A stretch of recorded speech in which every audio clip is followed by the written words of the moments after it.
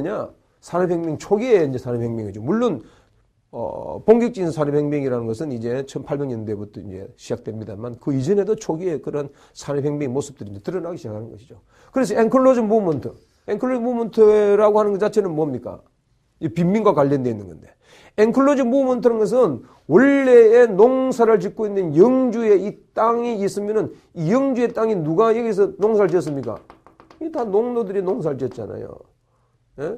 영주들이 있었습니다. 우리나라 같은 양반이죠.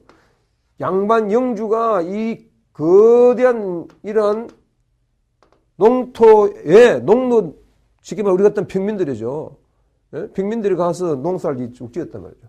농사를 짓는데 농사를 지어서 나오는 소득보다도 여기에다가 양을 키워서 나오는 소득이 훨씬 더 많더라는 이야기죠. 그래서 어떻게 합니까? 농노들 다 쫓아내고 여기다가 뭘 가둡니까? 여기다가 이러한 앵클로즈를 시켜서 구획 정리를 하여서 거기다가 말뚝을 다 박아가지고 여기다가 양을 키우잖아요. 그래서 그 당시 일어났던 이야기가 무슨 이야기인가 하면은 양이 사람을 잡아먹는다. 이 안에 양이 키워지면서 여기 살고 있던 농노들이 다 쫓겨서 어디 갑니까? 이게 다 도시로 들어가는 거죠. 이 도시 빈민이 형성되어지는 겁니다. 아니면 다른 지역으로 해서 이제 헐벗고 굶주린 그런 상태의 빈민들로 전락해버린다는 이야기죠. 그 안에 누가 삽니까? 원래 살았던 농노는 다 쫓겨나고 거기에는 이제 양이 산다는 이야기죠. 그래서 양이 사람을 잡아먹는다 이런 이야기가 유행됐었는데 양이 사람을 잡아먹는 것이 아니라 영주가 농노를 잡아먹은 거예요. 그렇지 않습니까? 앵클로즈 무브먼트의 가장 핵심적인 것은 영주가 사람이 사람을 잡아먹었다는 이야기예요. 뭘 위해서? 자기의 욕심을 위해서. 자기의 이익을 위해서. 지금 현대 자본주의 사회도 마찬가지 않습니까?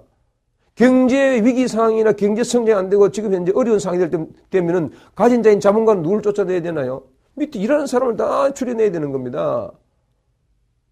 경제적인 외환이기 때문에 사람들은 IMF가 와서 사람을 잡아먹고 그러는 건가요? 외환 위기가 사람이 사람을 잡아먹는 거예요. 가진 자 갖지 못한 자를 자꾸 잡아먹어서 그 사람들이 다 흩어져 버렸다 잃어버린다 이 말이죠. 가진 자는 살고 갖지 못한 자는 자축이 돼 있다는 이야기죠. 그 원리는 과거나 지금이나 거의 진배 없다는 이야기예요.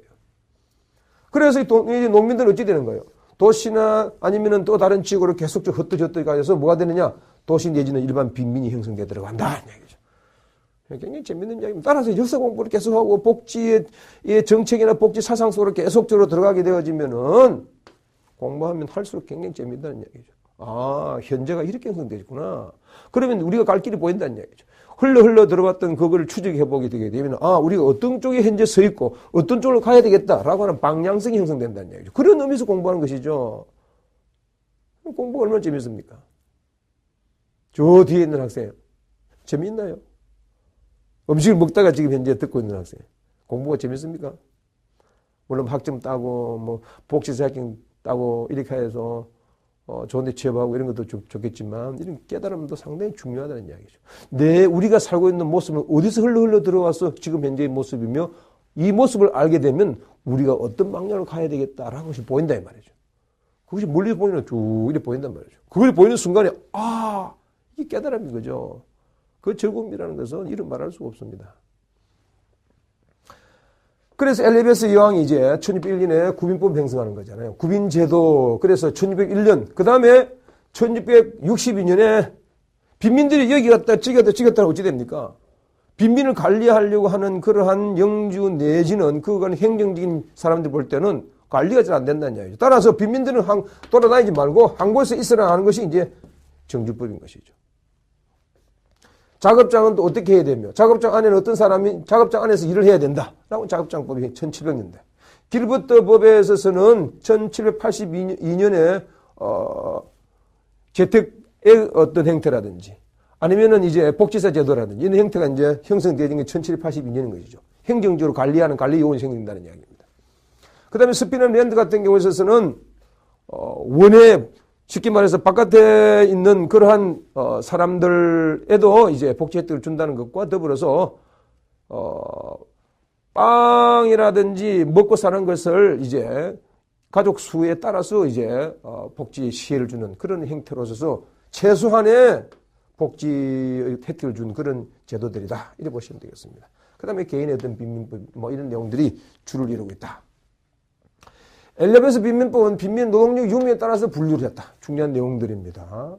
노동력이 있느냐 없느냐에 따라서 빈민 구제의 책임을 교회가 아닌 국가가 진다. 이게 무슨 말인가 하니까 지금 전 세계를 지배하고 있는 교회는 카톨릭이죠. 그리고 카톨릭에 있는 교황이 있고 각 나라의 국왕이 있잖아요. 그죠?